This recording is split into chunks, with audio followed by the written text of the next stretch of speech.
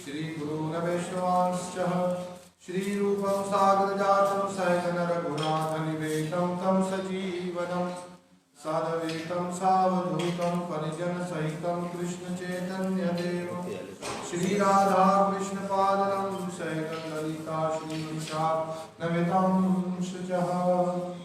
जय श्री कृष्ण चैतन्य प्रभु नित्यानंद श्री अद्वैत गदाधर श्रीवासादि गौरभक्तवृंद। हरे कृष्णा कृष्णा कृष्णा हरे हरे, हरे राम राम राम राम हरे हरे। कृष्णा कृष्णा कृष्णा हरे हरे, हरे राम राम राम हरे हरे। प्रिय भक्तों और माताओं,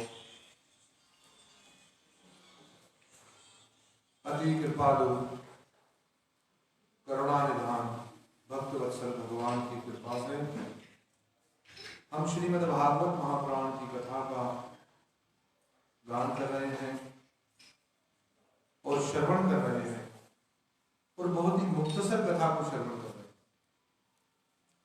लोग जहां सुबह से लेकर के संध्या समय तक लगातार ही हरि कथा का गान करते रहते हैं, श्रवण करते रहते हैं, पर जितना प्रभु कृपा से हमें समय सुलभ है उनके अनुसार हम भगवत कथा का रसपान कर रहे हैं।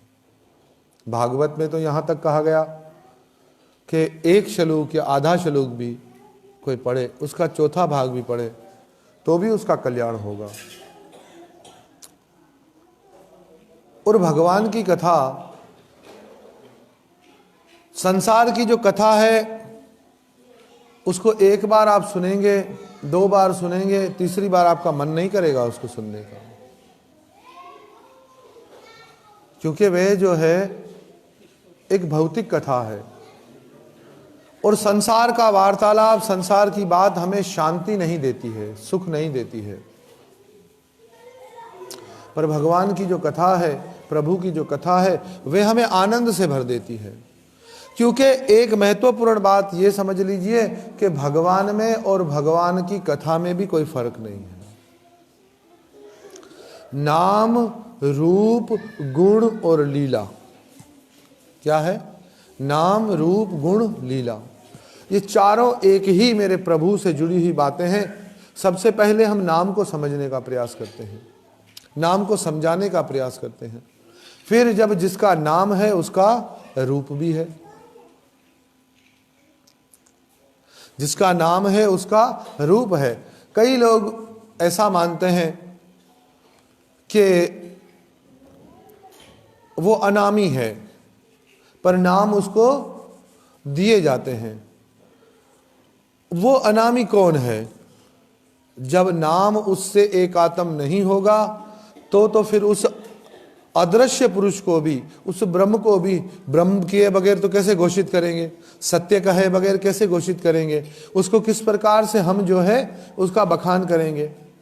तो उसको लक्ष्य करके हमें समझना, समझाना। और जो वैष्णव और जो हमारे शास्त्रों का, उपनिषदों का जो सिद्धांत है, नाम और नामी में कोई फर्क नहीं है। नाम और नामी एक ही है। मगर एक मनुष्य सामान्य बुद्धि वाला, छोटी अकल वाला, पहले नाम से समझने का प्रयास करे। आप किसी व्यक्ति को ढूंढने जाएं, किसी का पता पूछने जाए जो आपसे मिला भी नहीं हो और आपने उसको देखा भी नहीं हो, तो आप क्या करेंगे कि उसके नाम लेकर के दूसरों से पूछेंगे कि भाई फलाना व्यक्ति कहाँ है। बोले कौन सा व्यक्ति? तो आप बोले नहीं, काला है, ऐसा गोरा है, थोड़ा मोटा है। तो वो आपके सामने तो 10 ऐसे काले गोरे मोटे खड़े कर देंगे और उसमें से फिर आपको चुनाव करना पड़े, भाई कौन सा है, कौन सा नहीं है, ऐसा दिखता है, ऐसा नहीं दिखता है। पर आप नाम लेंगे, उसका परिचय देंगे, तो फिर वो व्यक्ति आपको जल्दी से बता देंगे भाई फलाना फलाना व्यक्ति, हाँ हाँ ऐसा।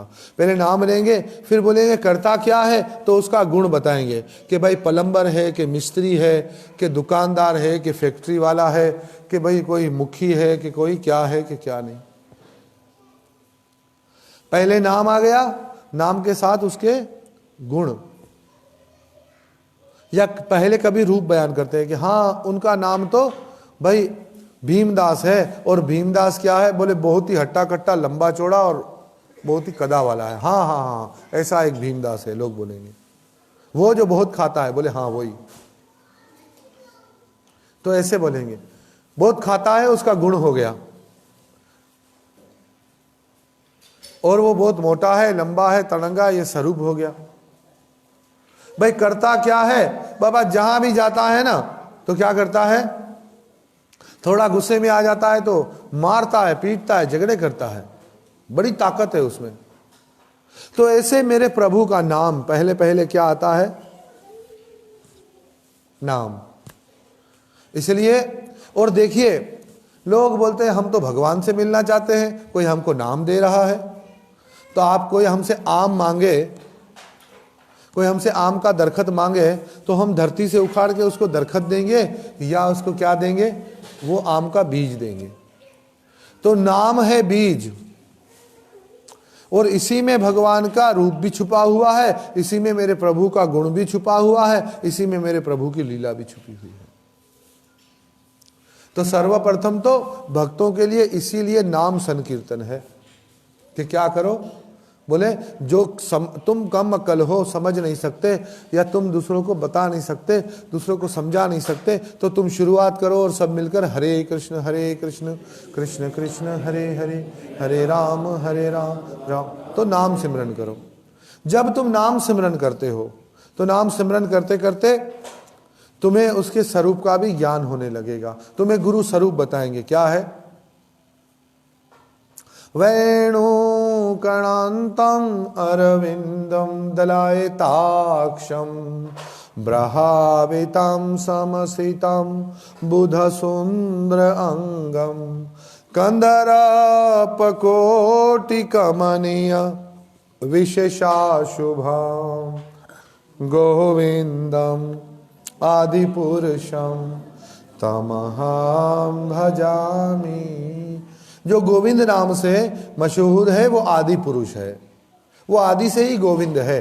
गोविंद शब्द का अर्थ है कि जो इंद्रियों को सुख दे, जिसका नाम लो, जिसका दर्शन करो, जिसके गुणों को सुनो, जिसकी लीलाओं को सुनो, तो इंद्रियां प्रसन्न होती है।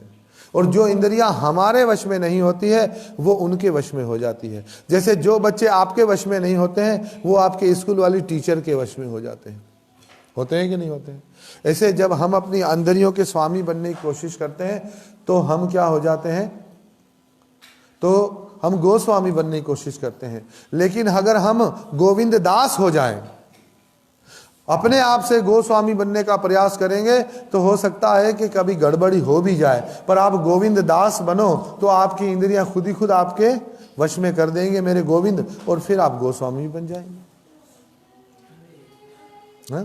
तब आप गोस्वामी भी बन जाएंगे। गोस्वामी का मतलब है अपनी इंद्रियों का स्वामी। गोस्वामी शब्द क्यों लगा है? अपनी इंद्रियों का स्वामी और गोविंद का दास, और गोविंद का दास। इसलिए ऐसे बताते हैं कि चारों वर्ण का गुरु है ब्राह्मण, ब्राह्मणों का भी गुरु हो सन्यासी, और सन्यासियों भी के भी गुरु है ब्रिजवासी। बड़े बड़े सन्यासी भी वहां माथा टिकाते हैं। तो ब्रिज की भक्ति सर्वोत्तम है। बहुत सारी कथाएं सुनाई गई भागवत में, कई महापुरुषों के चरित्र सुनाए गए, योगिंद्रों के भी चरित्र सुनाए गए, परचेता गणों के भी, प्रजापतियों के भी, मनोवंतरों के भी, और ऋषियों के भी चरित्र सुनाए गए, ऋषि कन्याओं के भी चरित्र सुनाए गए, मनु महाराज की कन्याओं के भी चरित्र सुनाए गए, भगवत अवतारों के भी चरित्र सुनाए गए। पर अब नंद नंदन भगवान श्री कृष्ण की कथा को कह रहे हैं सुखदेव गोस्वामी, और व्रज की कथा को कह रहे हैं। और व्रज में जाओ ना तो व्रज में भगवान का ऐश्वर्य गौण हो जाता है।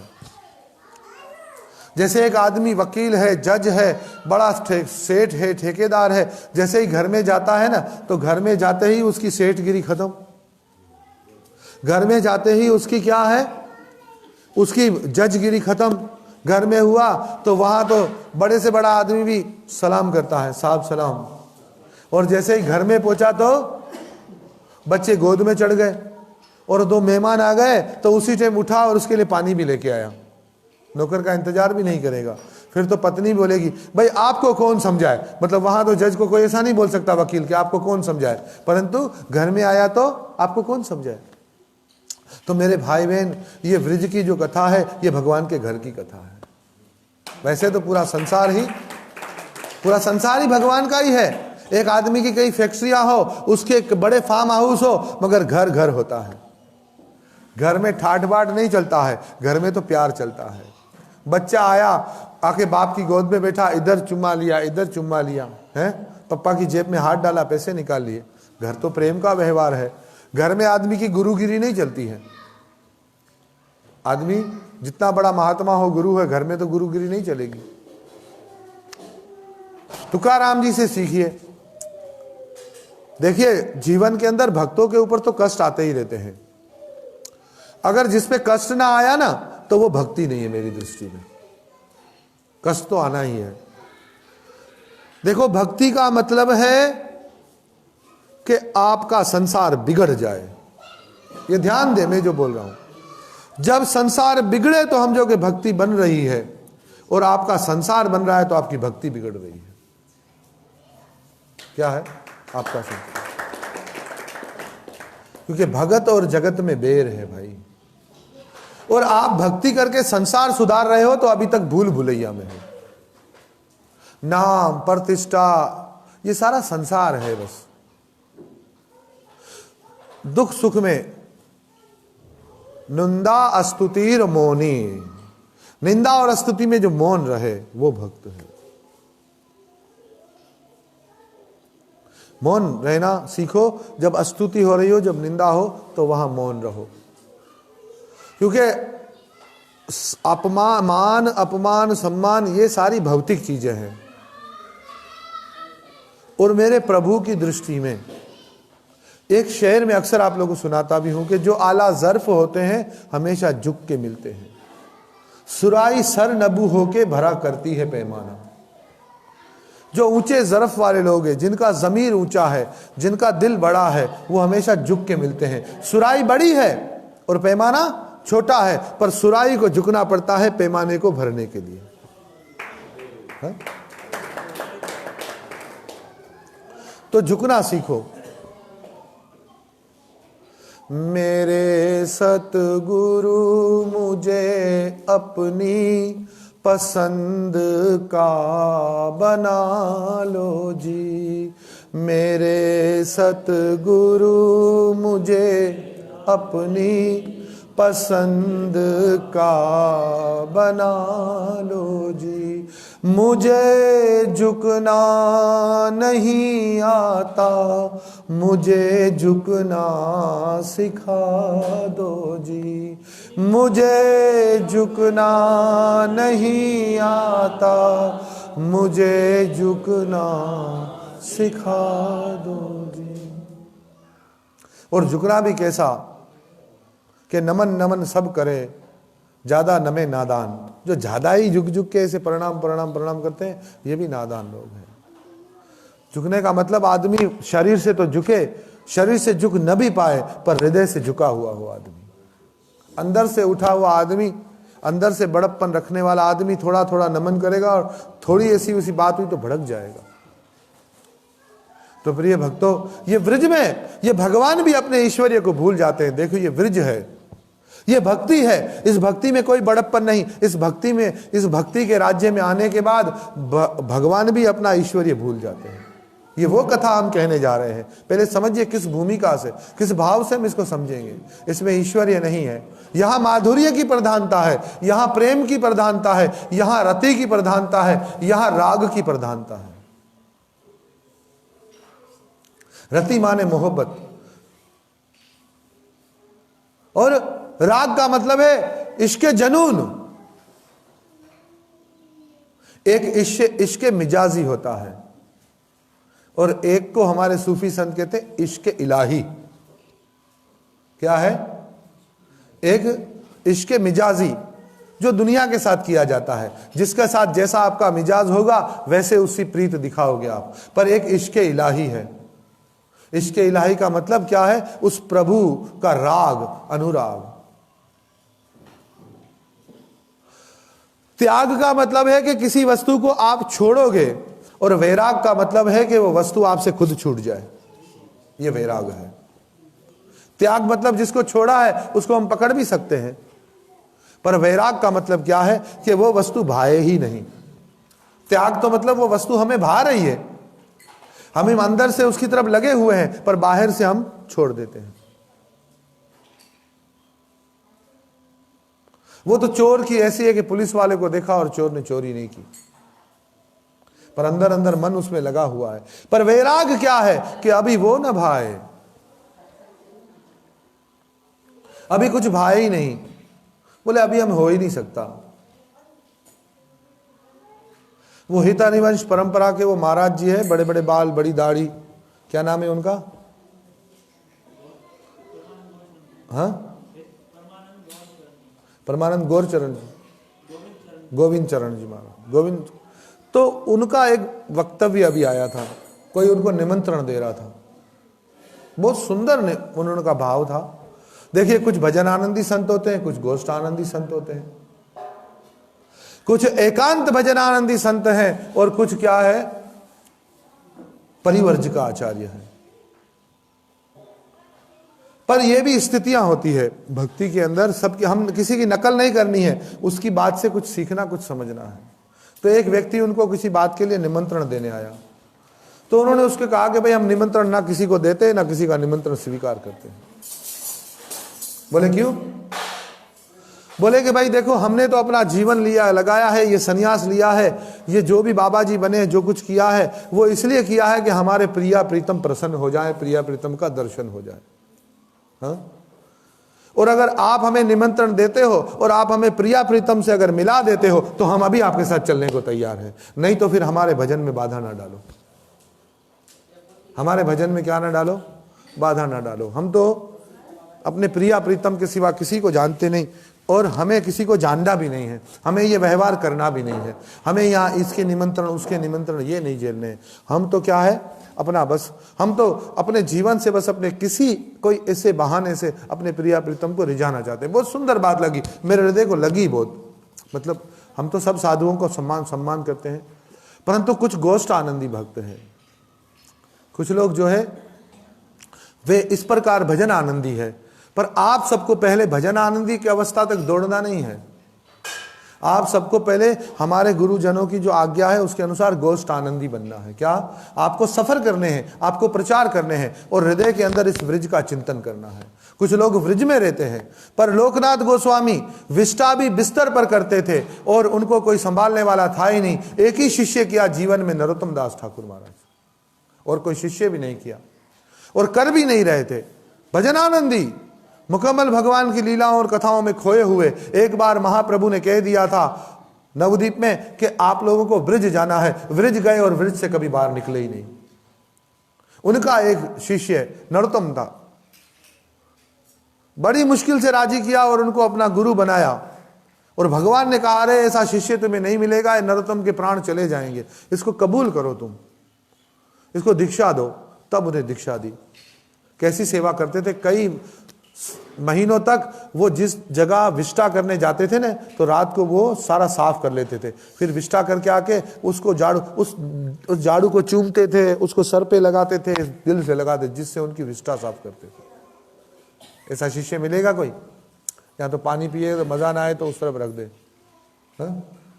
ऐसा नरोत्तम। अंत समय गुरु को जरूरत, और जीव गोस्वामी और सारे भक्त लोग कहते हैं अभी बाहर ये तो खाली व्रज में हम कथा कर रहे हैं, ये व्रज में इतने सारे शास्त्र, रूप गोस्वामी ने, सनातन गोस्वामी ने, इतने बड़े बड़े आचार्यों ने इतने ये संदूक भरे भरे ये ग्रंथ की रचना की है।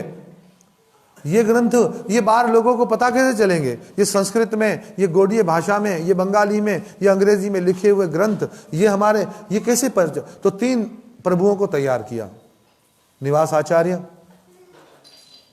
हाँ, श्यामानंद जी और नरोत्तम दास ठाकुर महाराज। ये प्रभु तिरिये हैं हमारे। इनको बोला कि जाओ प्रचार करो। अभी प्रचार करने के लिए निकले। एक राजा वीर हाम थे उस समय, वो रात को डाके डालते थे और दिन को लोगों का भला काम करते थे। रात को क्या करते थे? डाका डालते थे, और दिन को क्या करते थे? ये बड़े अच्छे काम करते थे।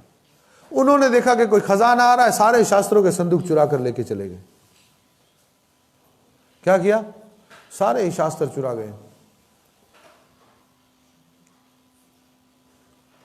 फिर बाद में, मतलब ये तो एक लंबी कथा है, कभी आप लोग सुनाएंगे। निवास आचार्य वहां रुक गए, नरोत्तम दास ठाकुर को भी आगे भेज दिया, तो व्रज से बाहर गए ना। मैं समझाना ये चाह रहा हूं कि ये व्रज का प्रचार दूसरों तक पहुंचाने के लिए, ये सेवा करने के लिए, ये भी एक बहुत बड़ा बलिदान है। वृंदावन में रह रहे प्रभुपाद जी अपने गुरु की आज्ञा को शिरोधार्य करके, क्योंकि ब्रिज में आप जैसा भी भजन कर रहे हैं या कहीं बाहर कर रहे हैं, पर गुरु आज्ञा बहुत महत्वपूर्ण है, ये समझिए। हमारे एक प्रिय मित्र व्रज में थे। उन्होंने अपने गुरु महाराज से पूछा कि मैं यहीं रह जाऊं। वो अपने इस पाकिस्तान से गए थे ब्रिज का दर्शन करने, गुरु महाराज से मिले अपने, और उनको कहा कि अरे भाई मैं यहाँ वृंदावन में रह जाऊं। तो उनके एक मित्र बन गए थे ब्रिजवासी। उन्होंने कहा हाँ ये तो बहुत अच्छी बात है, अरे तुम्हारा सौभाग्य, तुम्हारे मन में ये इच्छा जागी। लोगों के मन में ये इच्छा जागती ही नहीं है। मगर एक मसला है, मेरे गुरु ने कहा है कि तुम यहां ना रहो, तुम वहां चले जाओ, वहां जाकर प्रचार करो। उसी वक्त उस ब्रिजवासी संत ने उनको धक्का दिया। कब बोला था? बोले बहुत दिन हुए बोला था मुझे। बोले तुम्हारा मैं मुख नहीं देखूंगा, तुम गुरु के अवज्ञाकारी हो और मैं तुम्हारा संग कर रहा हूं। तुम्हारे गुरु ने बोला कि इधर नहीं रहो, तो फिर तुम्हें उसको दूसरी फनकारी करने की जरूरत ही नहीं है। मैं तुम्हारा मुख नहीं देखूंगा, अभी चले जाओ। तुम्हें उसी क्षण जाना चाहिए था जिस वक्त तुम्हारे गुरु ने तुमको बोला। तुमने इतने दिन लगा दिए गुरु आज्ञा पालन में। मैं तुम्हारा मुख, तुम्हारा जैसा मित्र पाकर मैं तो नरक में चला जाऊंगा। किशोरी जी मुझे कबूल नहीं करेगी कि ये तो गुरुमुख है ही नहीं, गुरुवचनी है ही नहीं, गुरु की बात को इससे सीरियस लिया ही नहीं, समझा ही नहीं। उसी वक्त उनके प्राण छटपटा गए, वहीं से बोरिया बिस्तरा बांधा। अभी तो ब्रिज का दर्शन भी बिल्कुल थोड़ा बहुत किया था, निकल के सीधे इधर आ गए। तो गुरु की आज्ञा शिरोधार्य है, जो गुरु ने कहा वो करना। पर गुरु जो है क्या हो? तत्वदर्शी गुरु, कोई मतलब भगवत प्रेमी गुरु, सजात्य भाव के गुरु, उनके शरणागत व्यक्ति पूर्ण शरणा संपन्न हो जाए और गुरु ने एक बार कह दिया तो वही हमारा जीवन है। ऐसा जीवन जीना। तो ब्रिज में आ गए हैं। कौन आए हैं? हम रात को हमने पहुंचा दिया ठाकुर जी को। कहां पर? बड़ा हल्ला मचा हुआ था हमारी इस यमुना में। जैसे यमुना में नहीं हल्ला, ऐसे बारिश बरस रही थी, ऐसे रात को हमारे पास भी बड़ा हल्ला मचा हुआ था। मगर अभी यमुना शांत हो गई। तो वहां जैसे यशोदा मैया सोई हुई है। आइए ब्रिज में चले मेरे भाई बहन। तो मैं ये समझाना चाहता हूं कि जगत की रीत कुछ दूसरी है, सकाम भक्ति कुछ दूसरी है। अगर ये थोड़ी देर के लिए माता जी आप लोग दिए हुए छोड़कर अगर कथा में बैठ जाएं तो, हाँ, या आप लोग ये सारी चिंता छोड़ के थोड़ी देर कथा में बैठ जाएं। हरे कृष्ण। बस जब कथा हो रही हो ना, सारे काम बंद हो जाने चाहिए।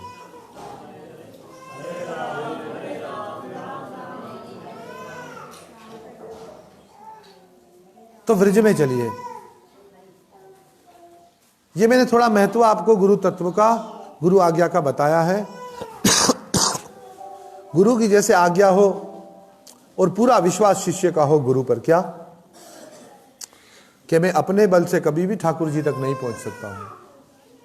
मैं अपने बल से कभी भी प्रिया प्रीतम तक नहीं पहुंच सकता हूं, क्योंकि ये तो सखी मंजरियों का पथ है, ये किंकरियों का पथ है। हमारी जो संप्रदाय है ना, उसमें साधन दिशा में, मगर बाहर की दिशा में गुरु को हम भगवान मानते हैं। और हम जब ध्यान करते हैं उसमें गुरु को राधा रानी की प्रिय सखी मानते हैं। क्या मानते हैं? गुरु को राधा रानी की प्रिय सखी मानते हैं। और ये प्रिय सखी ललिता विशाखा की आज्ञा से विशाखा जी का रूप मानते हैं, या ललिता जी का रूप मानते हैं, या ललिता जी की सखियों के अनुगत्य में। हम सब रूप मंजरी के अनुगत्य में हैं। ये ब्रिज में जाने से पहले अपना भाव पक्का करिए। क्या है हम सबका भाव? हम किंकरियां हैं। किंकरियों का अर्थ क्या है? किम करोति इति किंकरी, क्या करूं, क्या सेवा करूं। इसके लिए हर वक्त जो तैयार रहे उसको क्या कहते हैं? किंकरी कहते हैं। और ये किंकरियां वो सेवा करती है जो सखियां भी नहीं कर पाती है। और कभी राधा रानी कृष्ण को से रूठ कर या वैसे ही कृष्ण सो जाए और निकुंज से कहीं बाहर निकल जाती है तो कृष्ण इन किंकरियों के आगे हाथ जोड़कर विनती करते हैं, तो कृपा करो मुझे राधा रानी से मिलाओ। ये किंकरियों का उत्कर्ष है, जहां कृष्ण भी उनसे भिक्षा मांग रहे हैं, उनसे याचना करते हैं। ये किंकरियों का उत्कर्ष है बड़ा। ये किंकरियों का, ये इसको समझने के लिए आपको विलाप कुसुम अंजलि का श्रवण करना पड़ेगा। विलाप कुसुम अंजलि, इसका श्रवण करेंगे। अगर आपको ये हमारी अपनी गौड़ीय वैष्णव परंपरा को समझना है तो प्रेम भक्ति चंद्रिका को समझना पड़ेगा। विलाप कुसुम अंजलि रघुनाथ दास गोस्वामी द्वारा गाया गया अस्तुतर है। और अंत समय में रघुनाथ गोस्वामी ने अपने जीवन से यह प्रचारित किया है कि राधा रानी के प्रेम में कैसे खो जाना चाहिए भक्त को। इन आचार्यों के चरित्र को समझे, कैसी दिशा है। राजा का बेटा चैतन्य महाप्रभु के पास आ गया। चैतन्य महाप्रभु ने कहा भाल ना पेरी बे भाल ना खाएंगे, खाई बे, अच्छा ना पहनो अच्छा ना खाओ, और वैराग्य का जीवन नाम भजन। स्वरूप दामोदर की शरण में जाओ, उससे शिक्षा लो। उसी वक्त स्वरूप दामोदर के शरणागत हो गए। और जब भंडारा चलता था पहले महाप्रभु के साथ बैठकर सब भक्तों को प्रसाद मिलता था, वहां बैठकर खाते थे। फिर एक दिन मन में विचार आया, नहीं नहीं नहीं, महाप्रभु के साथ जो भक्त लोग बैठकर खाते हैं, वरिष्ठ भक्त लोग, मेरी इतनी औकात कहाँ मैं उनके साथ बैठकर खाऊं। वहां खाना छोड़ दिया। फिर बाहर बड़ा लंगर चलता था ना, लंगर में बैठकर खाने लगे। फिर वहां भी सोचा नहीं नहीं नहीं नहीं, ये लंगर में इतना भाल ना पेरी, यहां तो लंगर में तो एक से एक मतलब बढ़िया बढ़िया प्रसाद आते हैं, तो ये नहीं खाएंगे। तो फिर कहां जाएंगे? तो गेट के ऊपर खड़े हो गए। कहां पर? द्वार पर खड़े हुए। द्वार पर खड़े हैं और वहां पर भिक्षा मांग रहे हैं। क्या? जो भी आता है, जो कोई आएगा भिक्षा देके जाएगा। फिर कहा नहीं नहीं नहीं नहीं, ये भी गलत है। भाल ना पेरी बे भाल ना खाई बे। अरे ये तो वेश्याओं के जैसा विचार हो गया कि अभी कोई गिराक आएगा, अभी कोई गिराक आएगा, तो अभी कोई आएगा, अभी कोई देगा, अभी कोई देगा। नहीं नहीं नहीं नहीं, ये भिखारी की तरह दरवाजे पे बैठ के भी नहीं खाऊंगा। तो जगन्नाथ जी का प्रसाद जो फेंक देते थे, जो सड़ जाता था, जो बाजार में बिकता है ना, आनंद बाजार में, उसमें जो बदबू कर जाता है, तो उसको एक जगह है वहां फेंक देते हैं। और इतना वो मतलब खराब हो जाता था जिसको गाय भी ना खाए। उस खराब प्रसाद को वहां से ले करके उसको धो करके फिर मन ही मन महाप्रभु को भोग लगा के फिर उसको खाते थे। ये वैराग्य है, ये वैराग्य, वो खाते थे। एक दिन चैतन्य महाप्रभु वहां पहुंच गए। वो खा ही रहे थे, हाथ पकड़ लिया, इस अमृत का तुम अकेले पान नहीं कर सकते हो, इसमें मेरा भी हिस्सा है। तुम भगवान को देखने का प्रयास न करो, ऐसा जीवन जियो कि भगवान तुम्हें देखने आ जाए। ऐसा जीवन जियो, भगवान तुम्हें देखने आए। खोला बेचा श्रीधर केले के कटोरे बनाकर केले के पत्तों के बेचता था। चैतन्य महाप्रभु उसको बहुत तंग करते थे और वो खोला बेचा श्रीधर प्रार्थना करता था कि हे कृष्ण, इस निमाय पंडित को अगर तू भक्त बना दे, अगर ये भक्त बन जाए तो हम ये पूरा संसार तार सकता है। ऐसे प्रार्थना करते थे। चैतन्य महाप्रभु उसको तंग करते थे। लेकिन जब चैतन्य महाप्रभु भगवत भाव में आ गए, गोपी भाव में आ गए, राधा भाव में आ गए, जब वो गया जी की यात्रा करके आए और उनकी दिशा बदल गई, जब दिशा लेकर आए तो जीवन बदल गया। और वो एक दिन संकीर्तन करते हुए, खोला बेचा श्रीधर बिल्कुल खाट पर पड़ा हुआ है, टूटी हुई खाट है। खोला बेचा श्रीधर को जो धन मिलता था उससे गंगा जी की पूजा कराता था और उससे अपना पेट पालता था। और उसके पास उसकी दरिद्रता इतनी थी, इतनी उसकी दरिद्रता थी कि उसके पास एक ही लोहे का डब्बा था जो बहुत सारे सुराखों से भरा हुआ था। उसमें थोड़ा सा पानी आता था, उसी डब्बे से बाथरूम भी जाता था और उसी डब्बे से वो पानी पीता था, और दूसरी कोई वस्तु नहीं थी उसके पास। इतना दरिद्र था। और चैतन्य महाप्रभु नाम संकीर्तन करते हुए भक्तों के साथ जुलूस में खोला बेचा श्रीधर के घर चले गए और उसका वो टूटा फूटा डब्बा, वो जंग वाला लोहे का डब्बा, उसका जल उठाकर पीने लगे और छीन कर पिया कि ये महाप्रसाद मैं जरूर ग्रहण करना चाहूंगा। खोला बेचा श्रीधर, तुम अकेले इस खजाने को नहीं ले सकते। ये अहमियत है, ये भक्तों की अहमियत है। और वो प्रार्थना करते थे कि जो श्रीधर ने प्रार्थना की है, इसकी चैतन्य चरितावली में इनके श्लोक लिखे हैं, चैतन्य भागवत में, चैतन्य चरितमृत में, कि वो प्रार्थना करते हैं कि जो निमाई पंडित मेरी जो है ना कि मुझे तंग करता था और मुझे तंग करके मेरे दोने उठा लेता था, मेरी सब्जियां उठा लेता था, जब मेरे प्राण निकले तो वो निमाई पंडित का दर्शन करते हुए निकले। ऐसा प्रार्थना करें। ऐसे भक्त हैं। या किंचन वृत्ति से, ये है वैराग। ये वैराग, ये रघुनाथ दास गोस्वामी जब महाप्रभु ने अपनी लीला को संवरण कर लिया, एक अवतार और है जिसका गुप्त रूप से वर्णन हुआ है चैतन्य भागवत में, और चैतन्य वो क्या बोलते हैं भागवत महापुराण में।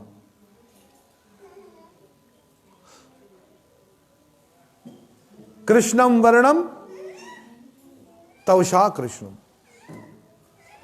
जो कृष्ण होकर भी कृष्ण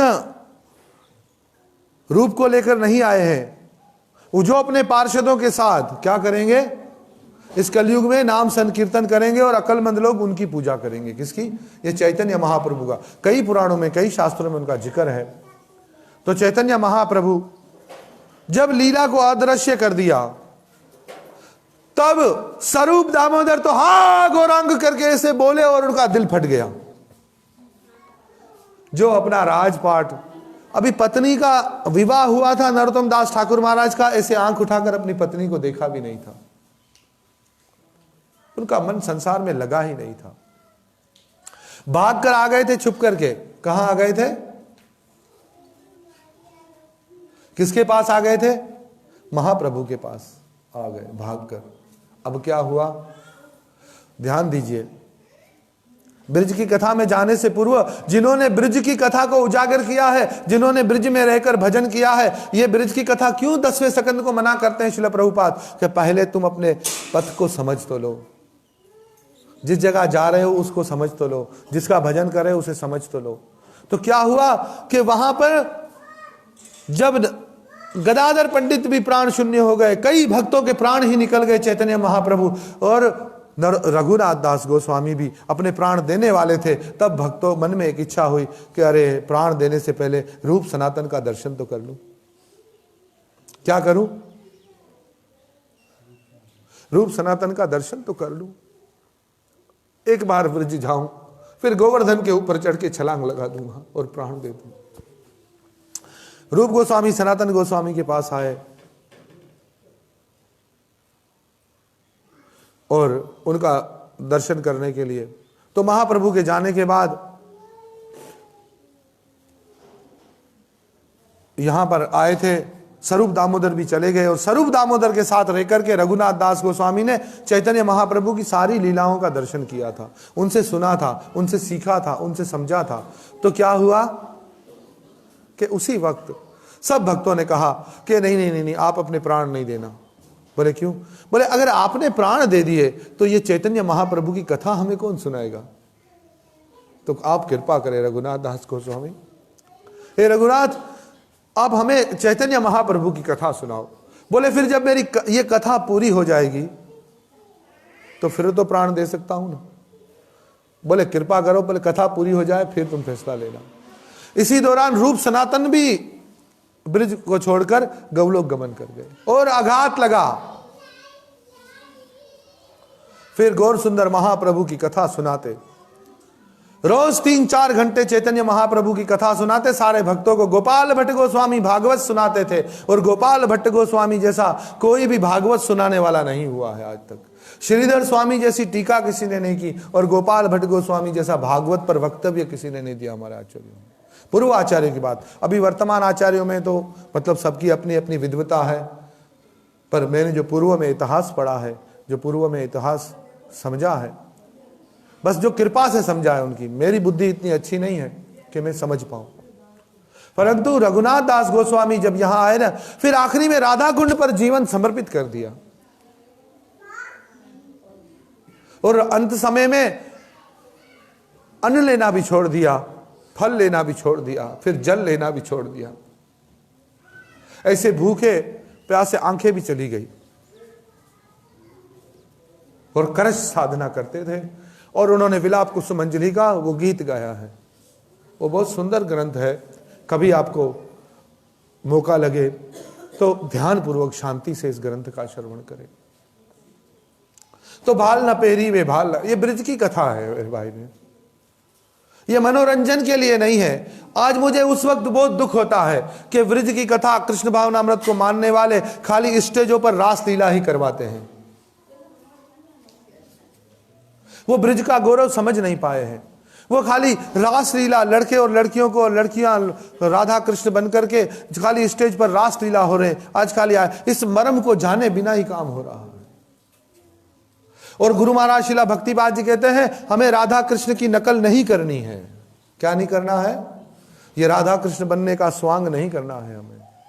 कोई ऐसी कथा का प्रदर्शन हो जो संसार को बहुत अच्छा सबक दे सके तो ठीक, कहीं किसी ने बना लिया, पर हमें भगवान की नकल नहीं करनी है। अरे एक ही गाना मिल गया है सबको, मधुबन में जो कन्हैया किसी गोपी से मिले, राधा कैसे ना जले। बस ये कहां जा रहे हम? और अभी कई कथाएं हैं, उन महापुरुषों का चरित्र है ब्रज में जिसको उजागर किया जाए, जिसकी कथा के माध्यम से दूसरों का वैराग बढ़े। कृष्ण रास रचाया है, पर कृष्ण रास रचाने के साथ साथ और भी कई लीलाएं की है, और भी कई, और उनके भक्तों ने कैसे कृष्ण को आत्मसात किया है। तो आइए, ये कथा तो मतलब हंसाती भी है, रुलाती भी है। हाँ? ये मेरे गोविंद की जो कथा है क्या है, कभी हंसाती है, कभी रुलाती है। ब्रिज में चले तो बच्चे के रोने की आवाज हुई, और नंद जो थी, किसकी? यशोदा मैया की, उसके कान में पड़ा कि अरे ये तो यशोदा के कमरे से किसी बालक के रोने की आवाज आ रही है।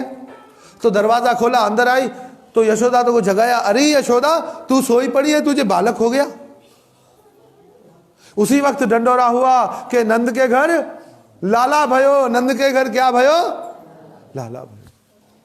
अरे बात उसी टाइम नंद बाबा को पता चला, और सारे ही अड़ोस पड़ोस के लोग, नंद सुनंद उपनंद ये सारे आ गए, अड़ोस पड़ोस के दूसरे लोग भी आ गए, ढंढोरा हो गया। गैया नाच रही थी और परिंदे चहचहा रहे थे, सारी ही सृष्टि जो है वो आनंद बिखेर रही थी। हर कोई दौड़े हैं नर नारी, नंद के आनंद भयो जय कन्हैया लाल की। मैं गाऊंगा कि नंद के आनंद भयो, और आप लोग बोलेंगे जय कन्हैया लाल की। हे नंद के आनंद भयो, हे नंद के आनंद भयो, नंद के आनंद भयो, यशोदा को लालो भयो, हाथी घोड़ा पाल की, हाथी घोड़ा पाल की, गोकुल में आनंद भयो, हे नंद के आनंद भयो, हे नंद के आनंद भयो।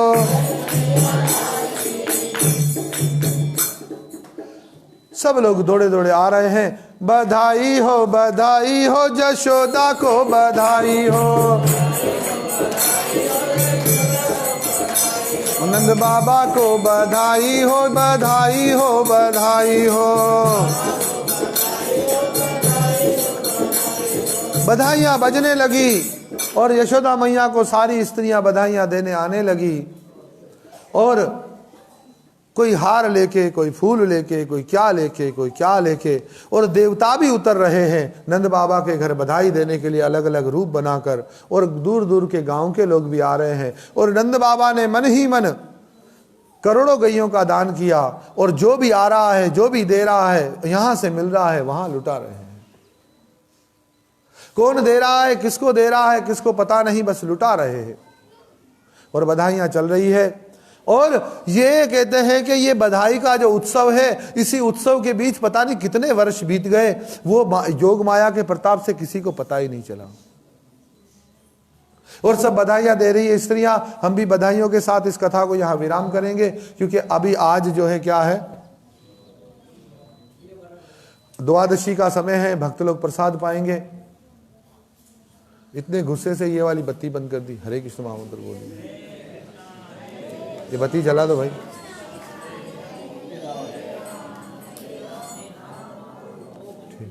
ठीक है, बस सही। जशोदा तेरो लल्ला जुग जुग जीवे,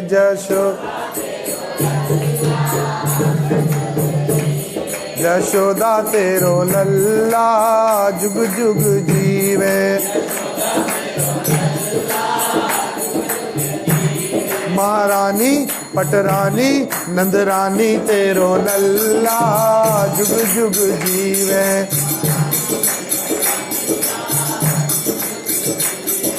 जुग जुग जीवे लाला जुग जुग जीवे, जुग जुग जीवे लाला।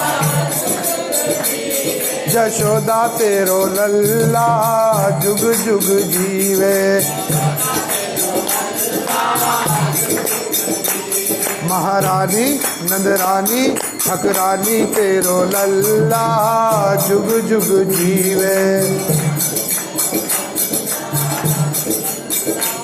बधाई हो जशोदा को बधाई हो। बधाई हो नंद बाबा को बधाई हो।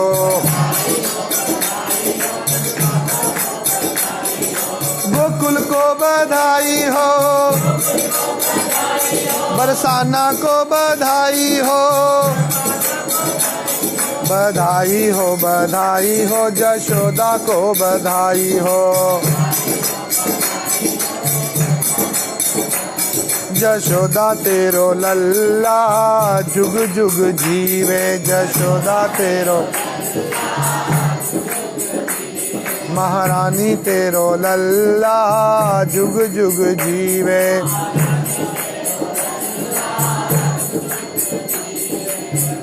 जय जय श्री राधे, जय जय श्री राधे, जय जय श्री राम। हरे कृष्ण।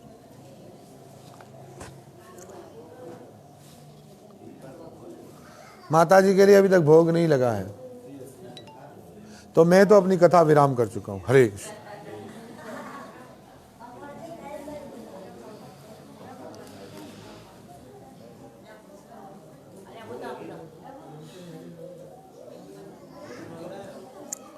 हाँ, के सवाल हो तो पूछो।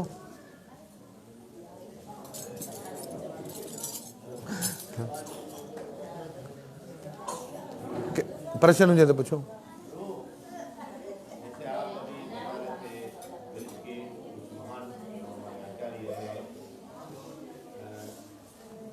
उनको प्रभुपाद के शास्त्रों में विस्तार क्यों नहीं दी गई? मतलब एक जैसे कि हम कभी भागवत में सुनते हैं तो उनका जिक्र कम आता है।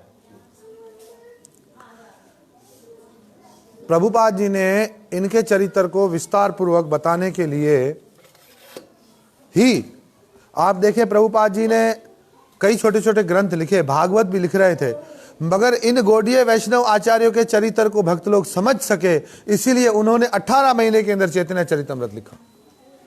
और चैतन्य चरितमृत में इन सारे महात्माओं का जिक्र है और विस्तार पूर्वक इनकी कथा कही गई है। और दूसरे भी, और प्रभुपाद जी कहते थे कि मैं बहुत कुछ देना चाहता हूं आप लोगों को, पर आप देखिए कि प्रभुपाद जी ने अपने बुढ़ापे में कार्य शुरू किया था, उनको सारी सुविधाएं बुढ़ापे में मिली थी, इसीलिए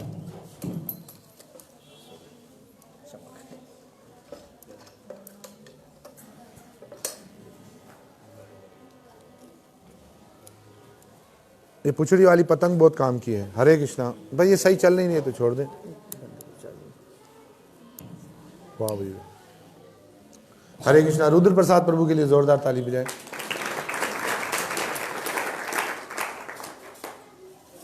तो प्रभुपाद जी कहते, लिखा है प्रभुपाद लीला अमृत में, जो प्रभुपाद जी का वक्तव्य कि मैं आपको वेद भी देना चाहता हूँ, उपनिषद भी देना चाहता हूँ, सारे ग्रंथ देना चाहता हूँ, लेकिन प्रभुपाद जी ने एक बहुत बड़ा काम किया है। आप लोग प्रभुपाद जी के ग्रंथों को पढ़ते हैं। प्रभुपाद जी ने अपने ग्रंथों में उन सारे शास्त्रों की मिसालें देकर के समझाया है ताकि लोगों की जिज्ञासा बढ़े उन शास्त्रों के प्रति। बृहद भागवत अमृत ले लो, गोपाल चंपू ले लो, षड संदर्भ ले लो, हाँ, उज्जवल नीलमणि ले लो, भक्ति रसामृत सिंधु पे तो उन्होंने स्वयं टीका की। तो मतलब है कि और पूर्व आचार्यों के सारे ग्रंथ, और जब हम परंपरा से जुड़े हैं तो सारे ही ग्रंथों से हम जुड़े हुए हैं। और फिर उसके बाद डॉक्टर अवध बिहारी लाल जी ने बहुत सुंदर हमारे आचार्यों पर और ब्रिज के आचार्यों पर लिखा है, ब्रिज के रसिक आचार्य,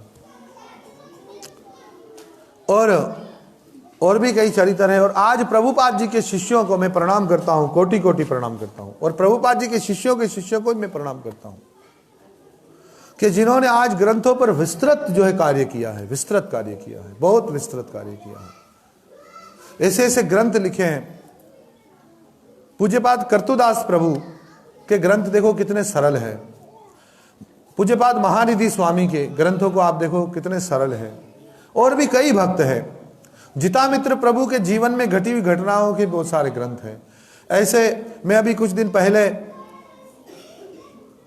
ये जो सागर मंथन पर एक रची हुई किताब, लोकनाथ गोस्वामी महाराज जो हमारे काका गुरु हैं जो, और हम मतलब बहुत प्रसन्न है ऐसे ऐसे महान व्यक्ति जो है। हम किस लोग देखो अपना परिचय देते हैं ना अपने कुल से, तो ये जितने भी प्रभुपाद जी के शिष्य, ये हमारा कुल है। हम शिला भक्तिपाद जी के वंश से हैं, हम उनके अंश से हैं, हम उनकी कृपा से हैं। और ये सारे ही जो हमारे जो शिला भक्तिपाद जी के जो गुरु भाई हैं, वे सब हमारे लिए भक्तिपाद जी के समान ही आदरणीय हैं।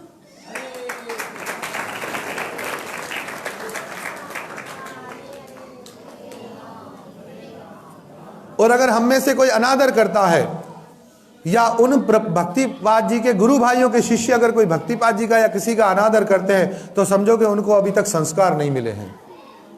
जो हम में भी हो सकते हैं, तो कभी किसी गुरु जन से, वैष्णव से, और संसार के जितने भी गुरु हैं, अरे जितने भी जगत गुरु हैं, जिन्होंने जिस भी मत का प्रचार किया है, ये सभी मेरी दृष्टि में तो वंदनीय हैं।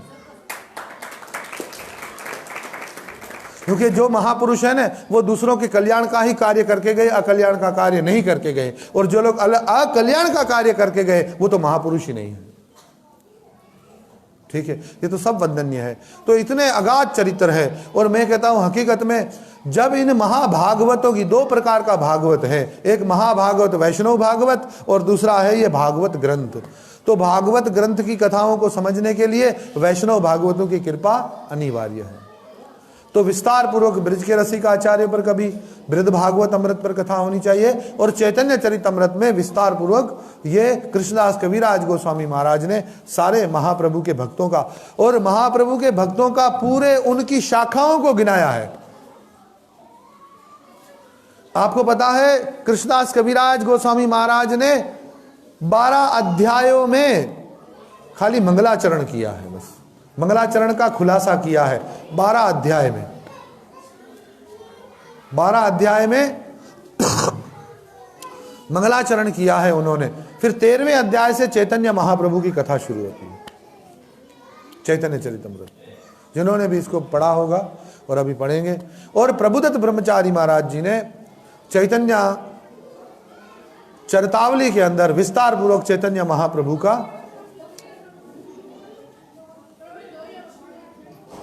चरित्र वर्णन किया है। और हरिनाम प्रेस से, हरिनाम प्रेस से पूज्यपाद श्यामदास जी के सुपुत्र भागवत दास जी, जो अभी हरिनाम प्रेस के कर्ता धर्ता है, उन्होंने चैतन्य महाप्रभु का जीवन चरित्र जो है चैतन्य प्रेम सागर के नाम से अभी छपा है। उसमें सारी विस्तृत कथाएं लिखी है चैतन्य महाप्रभु ने। और उन्होंने जो कार्य किया है वो अपने पूज्य पिता श्यामदास जी को समर्पित किया है, जो उनके गुरु थे। और श्यामदास जी ने भी मतलब असंख्य ग्रंथों पर कार्य किया है। और आपको पता है के पूज्यपाद नारायण गोस्वामी महाराज जो गौड़ीय वैष्णवों के आधार स्तंभ थे, मतलब गौड़ीय वैष्णवों के सिद्धांत के मतलब एक महान परिवर्ज आचार्य जिन्होंने कई ग्रंथों पर टीकाएं की है, और नाम सिमरन और नाम और नामी एक है, इस पे पूज्यपाद अनुरुद्ध जी प्रभु ने कई अपने प्रवचन किए हैं और उनके शरणाश्रित उनके शिष्यों ने उनको 8 ग्रंथों में 6 ग्रंथों में उसको भागों में उसको लिखा है। और जो भी ऐसे महापुरुषों के द्वारा रचे गए ग्रंथों को आत्मसात करता है उसका जीवन धन्य हो जाएगा। मगर ये ग्रंथ तोता रटन के लिए नहीं है, ये तो समझो कि पीने के लिए, ये तो रस है। मैं तो इनको ग्रंथ मानता ही नहीं हूं। मैं जब भी किसी आचार्य के ग्रंथ को पढ़ता हूं तो मैं ऐसा अनुभव करता हूं कि मैं तो एक छोटा बच्चा हूं, जो बालक करह तोतरी बाता परम उदित मन पितु अरुमाता। जैसे बच्चा तोतरी भाषा बोलता है तो माँ बाप को बहुत अच्छा लगता है, वो उसको गोद में उठा लेते हैं। और हम लोग बचपन में गुरु दरबार में जाते थे तो वहां पर एक भजन सब गाते थे, गुरु जी गोद में गुरुमुख गुजारी देत खुश रहंदे दयाधी रज धर्म मन में जे आणी देत खुश रहंदे। ये भजन है, गुरु की गोद में गुरुमुख गुजारी देत खुश रहंदे। अगर आप अपनी गुरु की गोद में रहकर मतलब गुरु की शरण में रहकर आप अपने जीवन को गुजारोगे तो प्रसन्न रहोगे। दया धीरज धर्म मन में जे आनींदे तो खुश रहेंगे। दया धीरज धर्म को मन में लाओगे तो जब मैं किसी भी आचार्य के ग्रंथ को पढ़ता हूं तो मैं ऐसा अनुभव करता हूं कि ये आचार्य, ये ग्रंथ मेरी माँ है, ये आचार्य मुझे माँ की तरह गोद में उठाया है और ये अमृत का दूध मुझे वो पिला रहे हैं अपनी गोद में, ये अमृत पिला रहे हैं। और वो दूध को बच्चा समझ ना भी पाए पर वो दूध उसको पौष्टिक बनाता है, उसको शक्ति देता है। इसलिए मैं ऐसा समझता हूं कि मैं तो उनके चरणों में बैठकर उनसे ही सुन रहा हूं। जब मैं भक्ति विनोद ठाकुर महाराज को पढ़ूं, जब किसी भी महापुरुष को पढ़ता हूं, जो हमारे वैष्णव आचार्य को पढ़ता हूं, तो मैं उनकी कृपा की कामना। आपको पता है बच्चा दूध ना भी पिए तो माँ उसे पेट भर दूध अपने आप से जबरदस्ती पिला देती है। पिलाती है कि नहीं पिलाती है, खिलाती है कि ना खिलाती है। मेरा मन इन ग्रंथों में लगे कि ना लगे, पर वो कृपा करके पूरा ग्रंथ मेरे में उंडेल देते हैं। ये उनकी करुणा है, ये उनकी कृपा है। कल एक महात्मा ने इसमें कमेंट किया था, क्या कमेंट किया, मेरी कथा चल रही थी कि भाई महाराज जी या प्रभु जी जो भी लिखा होगा वो कमेंट बाद में तो उसमें था नहीं, भक्तों ने देखा था, वो कह रहे थे थोड़ा अध्ययन करिए। अरे मैंने अध्ययन तो किया ही नहीं है, मैंने तो इसको अमृत समझ के इसका पान किया है। और मेरी तरह तब जब तुम डूब जाओगे तब तुम्हें पता चलेगा कि ये डूबने का मजा क्या है। मैं तो जानता ही नहीं हूं, मैं तो अभी तक कुछ नहीं जानता हूं। जो बुलाते हैं वो बोलता हूं, जो कहलवाते हैं वो कहता हूं, पर ये कृपा की कामना करके उनका आश्रय लेकर बोलता हूं। हरे कृष्ण। तो प्रिय भक्तों और माताओं, ये है कि हमारे गौड़ीय आचार्यों के ग्रंथों का विस्तृत वर्णन पड़ा हुआ है, उनका चरित्र विस्तृत पड़ा हुआ है। और पहले आपको भक्तिपाद जी के, प्रभुपाद जी के शास्त्रों को पढ़ना है तो आप कृष्ण भावना अमृत का आज के मौजूदा दौर में किस प्रकार हमें कृष्ण भावना अमृत में चलना है, इस फलसफे को आप समझ जाएंगे। और जब आप इस फलसफे को समझ जाएंगे तो फिर आप पूर्व आचार्य की बात को भी समझने लगेंगे। मगर देखिए, ऊपर की सीढ़ी पर आदमी नीचे वाली सीढ़ी पर पांव रखे बिना नहीं चढ़ सकता है। ऊपर की सीढ़ी पे आपका कोई काम का सामान रखा हो तो आप डायरेक्ट छलांग मारकर ऊपर की सीढ़ी पर नहीं पहुंच सकते, आपको पहले नीचे वाली सीढ़ियों पर कदम रखते हुए ऊपर जाना होगा। इसलिए मैं सबसे अनुरोध करता हूं कि सबसे पहले श्रील प्रभुपाद जी के और जो भक्तिपाद जी के चरणाश्रित भक्त हैं उनको श्रील भक्तिपाद जी के 24 ग्रंथ हैं। कितने ग्रंथ हैं भक्तिपाद जी के? 24 ग्रंथ हैं। और कई ग्रंथों का हिंदी और उर्दू में भी अनुवाद हो चुका है। और आप लोग तो पढ़े लिखे लोग हैं और इन ग्रंथों को आप लोग पढ़िए, जीवन ही बदल जाएगा। भक्तिपाद जी से एक भगत ने पूछा था कि अरे ये आपने भगवत गीता जो प्रभुपाद जी ने लिखी है तो फिर आपने क्यों लिखी? भक्तिपाद जी ने बहुत सुंदर जवाब दिया। क्या जवाब दिया? कि प्रभुपाद जी की भगवत गीता तो एक पूरा सीरियल है, आध्यात्मिक सीरियल है, और मैंने तो खाली उसका टाइटल बनाया है। बस क्या बनाया है? मैंने तो खाली उसका एक प्रेजेंटेशन होती है ना, मैंने तो केवल एक भगवत गीता की प्रेजेंटेशन बनाई है जिससे लोगों को प्रभुपाद जी की भगवत गीता पढ़ने की प्रेरणा प्राप्त होगी। ये समर्पण है, ये भाव है। तो इस प्रकार से इनको पढ़िए, इनको समझिए। आप प्रभुपाद जी की भगवत गीता को पहले भगवत गीता से शुरू करिए, भागवत पढ़िए, फिर चैतन्य चरितमृत, बीच बीच में छोटे छोटे ग्रंथ हैं, कुंती महारानी की शिक्षाएं, भगवान कपिल मुनि की शिक्षाएं, राज विद्या, राजयोग, जो प्रभुपाद जी के कितने सारे 90 तक उनकी किताबें हैं। कितनी किताबें हैं? असंख्य किताबें लिखी है। उनकी किताबों के आधार पर उनके शिष्यों ने कई ग्रंथ लिखे हैं। उसको आत्मसात करिए। आप उसको पढ़ेंगे तो आपके जीवन में आज के समय में कृष्ण भावनामृत कितनी सरल है ये पता चल जाएगा। क्या है? सरल है कृष्ण भावनामृत, और कितना आराम जीवन बीतेगा। तो प्रभुपाद जी ने दिया है चैतन्य चरितमृत में, सारे ही आचार्यों का विस्तार पूर्वक वर्णन किया है। हरे कृष्णा। और किसी का कोई प्रश्न है?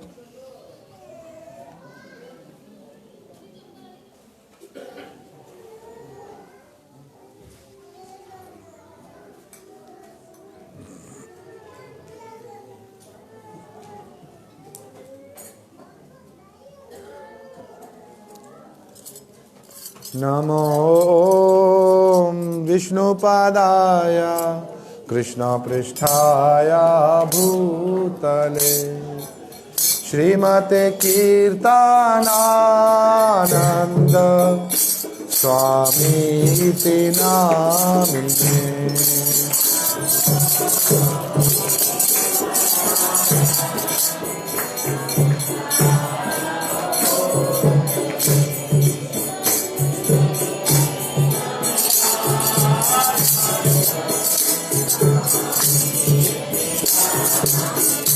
नमो विष्णुपदाय कृष्णपृष्ठाय भूतले श्रीमते कीर्तनानंद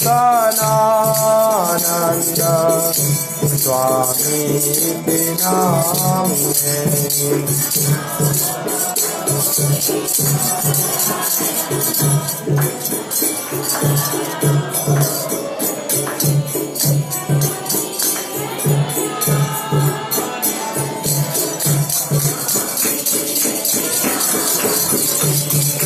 नमस्ते भक्तिपदाय प्रभुपाद प्रियाय ते लीलाक्षेत्रं परं धाम स्थापितं जनमाष्टमे।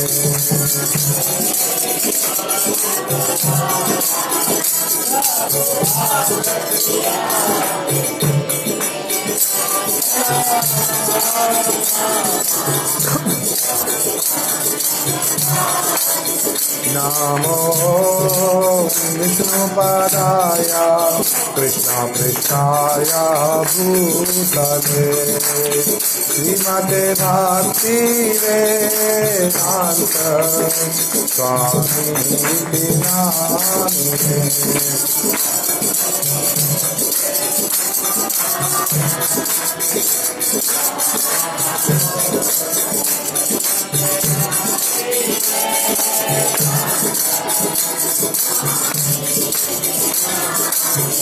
नमस्ते सरस्वती देवे गौरवाणी प्रचारिणे निर्विशेषवां शून्यवादी पाश्चात्यादिशतारिणे। नमस्ते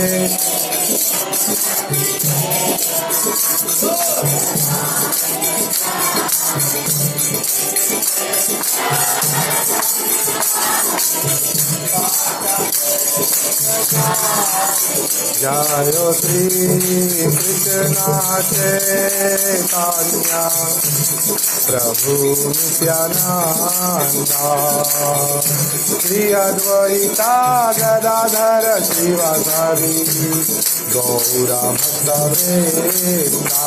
जय Shri Krishna Chaitanya Hare Krishna, Hare Krishna, Krishna Krishna, Hare Hare, Hare Rama, Hare Rama, Rama Rama, Hare Hare.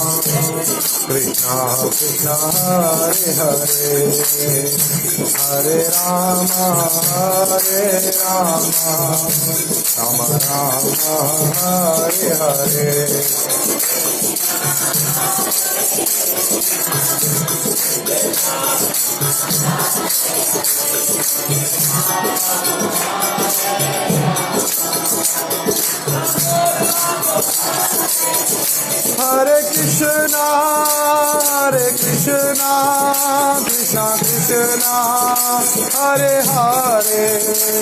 Hare Rama, Hare Rama, Rama Rama, Hare Hare. Hare Krishna, Hare Krishna, Krishna Krishna, Hare Hare, Hare Rama, Hare Rama, Rama Rama, Hare Hare. बोलो भाई.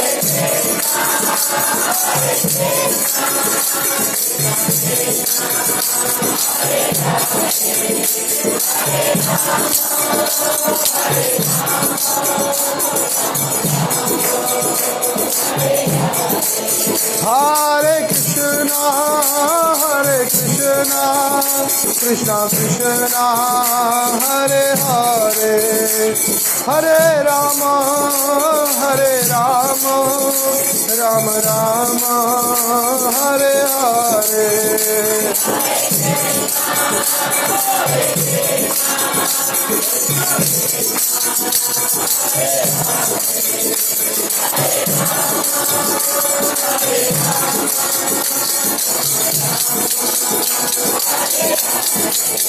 Hare Krishna, Krishna Krishna, Hare Hare, Hare Ram, Ram Ram, Hare Hare.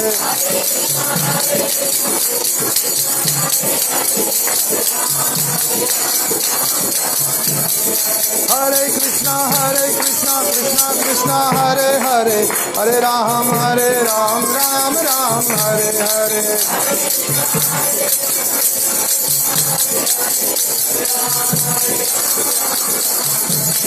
Hare Krishna, Krishna Krishna, Hare Hare, Hare Ram, Ram Ram, Hare Hare.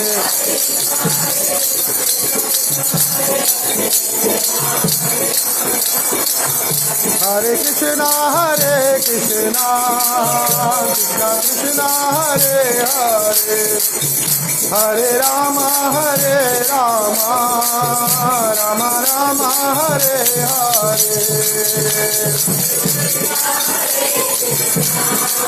Hare,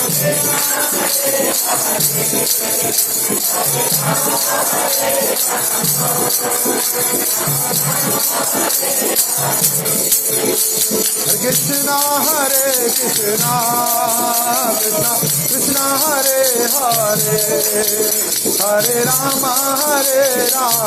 Rama Rama, Hare Hare. Krishna, Krishna Krishna, Hare Hare, Hare Rama, Rama Rama, Hare Hare.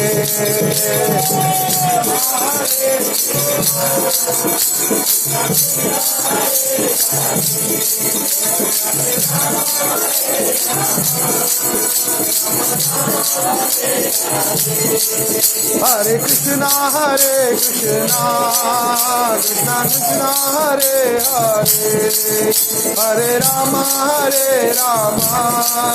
Rama Rama, Hare Hare.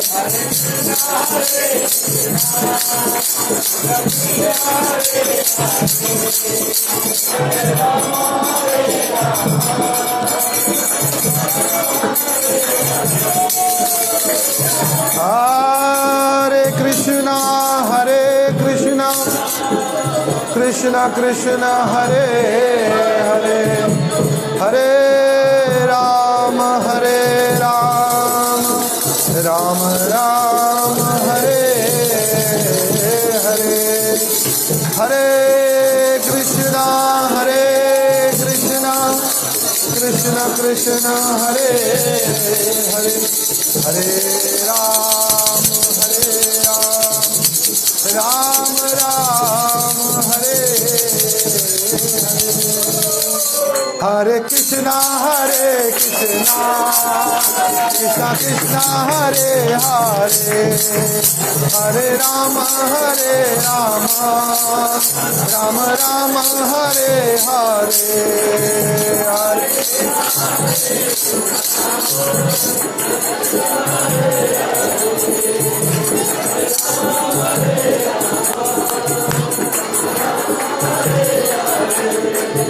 हरे कृष्णा कृष्णा कृष्णा हरे हरे, हरे राम राम राम हरे हरे, बोलो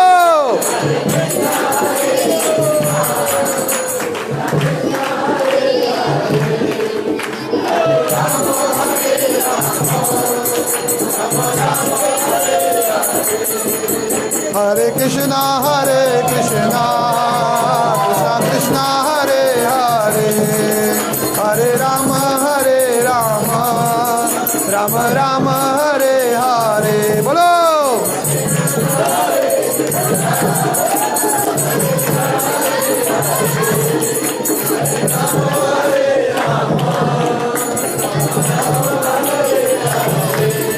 हरे कृष्णा कृष्णा कृष्णा हरे हरे, हरे Ram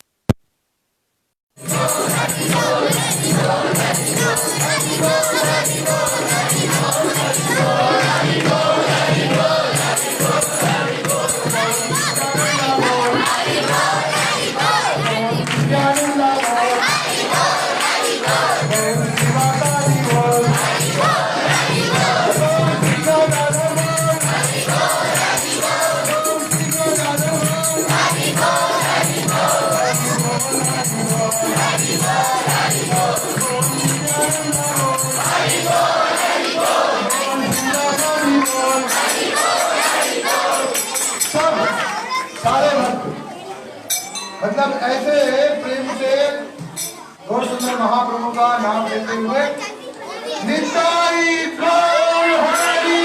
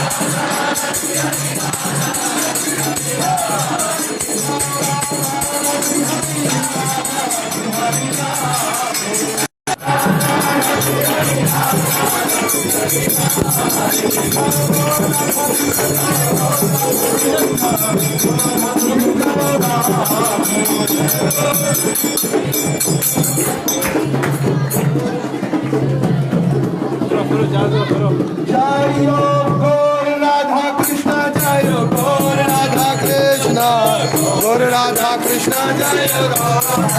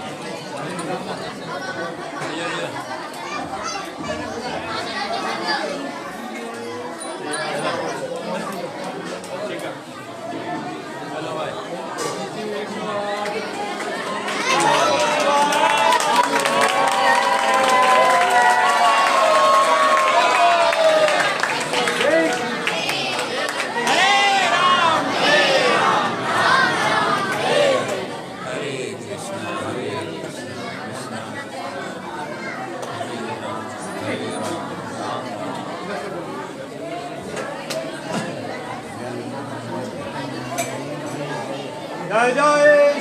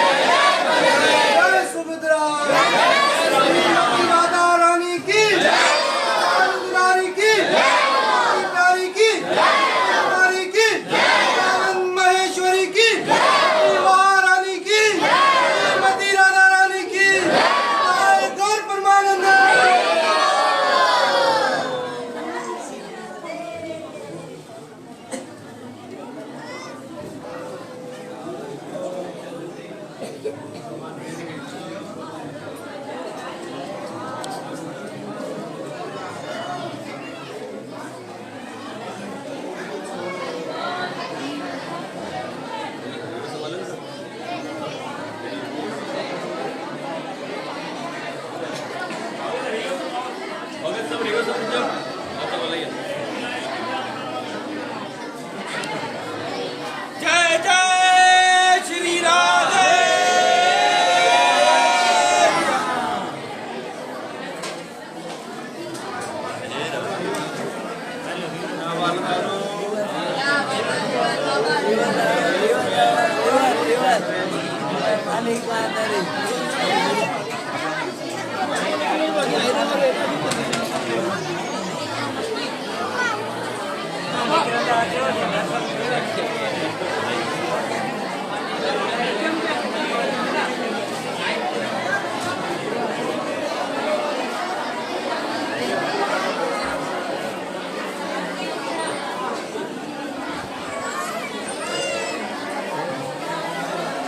Tôi cái gì hả?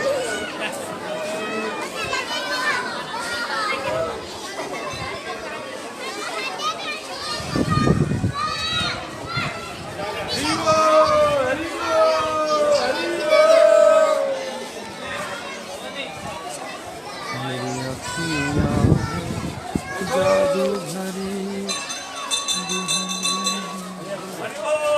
Hari बोल हरि बोल। जय जय जय जय श्री राधे जय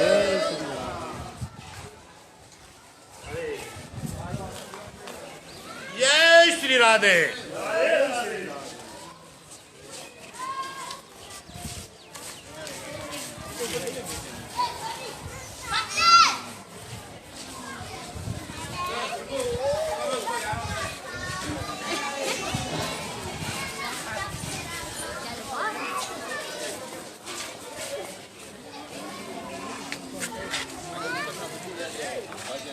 कृष्ण हरे कृष्ण कृष्ण कृष्ण हरे हरे हरे राम राम राम हरे हरे।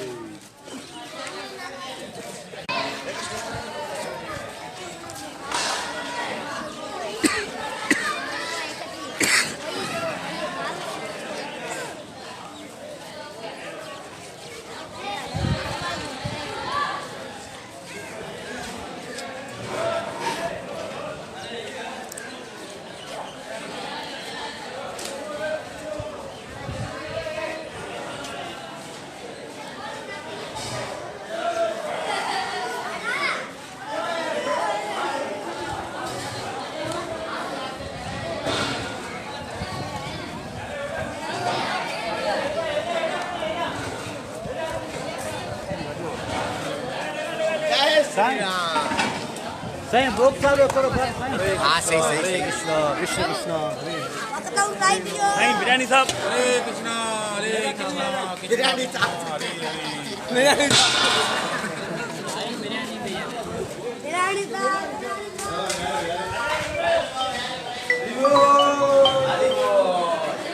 हरि बोल प्रभु। प्रभु हमारे साथ एक कीर्तन हो जाए।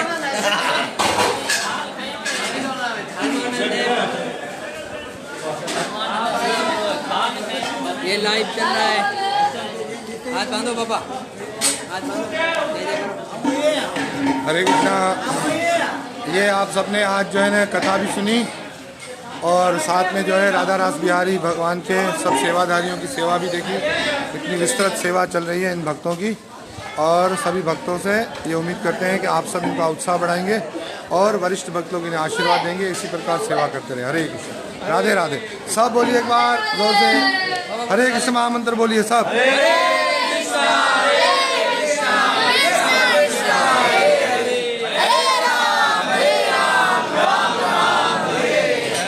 और ये जो है राधा रास बिहारी टेम्पल का जो किचन है, यहाँ पर भक्त लोग दिन रात भक्तों के लिए प्रसाद की सेवा करते रहते हैं और गौशाला का दर्शन भी आप लोगों ने किया।